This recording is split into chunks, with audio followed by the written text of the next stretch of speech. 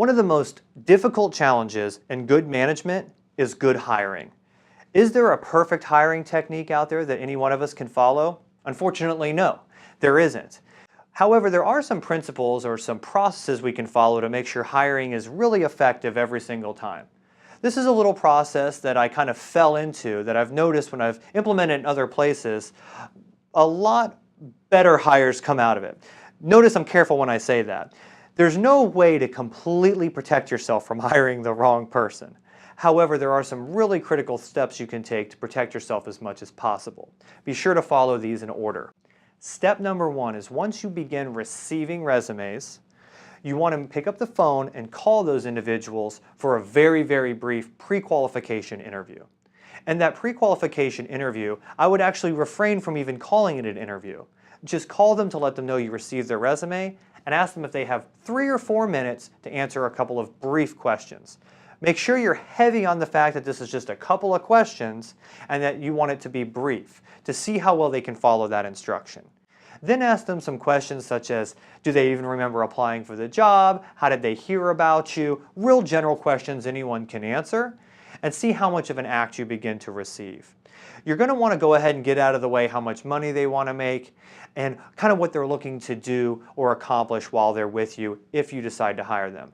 Ask those money questions and some of the timeline questions such as what kind of hours they have to work, all that nitty-gritty HR stuff right up front in that 3 to 4 minute conversation. People that don't clearly and obviously fall within the realm of what you're looking to hire, put them to the bottom of the stack. Again, the issue is to look for immediate red flags and people who might not qualify for salary or hours. Things that you don't want to talk about after the rest of the process, which is much longer. Step 2, after they've passed that phone interview, tell them I'm going to send you an email that I'd like you to respond to within 24 to 48 hours. That email is going to have a couple of really general, real kind of common sense questions that are very similar to typical standard interview questions. What is it that you would say your great strengths are? What are the challenges you face? Tell me about a time you worked with someone that was difficult to communicate with, and how did you handle that? Simple questions like that. Send that to them over email. The point?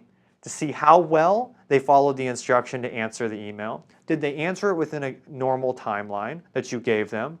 How good are their written communication skills? Does it seem like they understand technology? The interview via email will actually really bring to light a lot of issues that most people don't find until long after they've made the wrong hire. Once they've passed both the pre-qualification brief less than 5-minute interview over the phone and the email portion, that's when we call and invite them in for the in-person interview.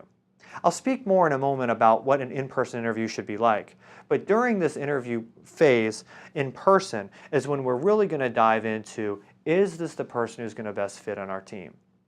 After we've completed the in-person interview, we want to make sure, for their sake and for ours, that they get an opportunity of at least a couple of hours to shadow people on the team. It might be people directly in the job they're going to do, or just others around them, to make sure that they understand the culture, the rhythm, sort of the behaviors involved with the job. People can get a sense of them, they can get a sense of the team, and we really want to make sure that they feel acclimated before we do our next step.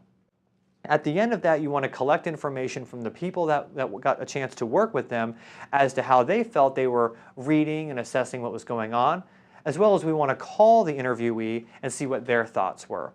At that point in time, you can decide to have a second round of interviews, or depending on the position, you may want to make an offer.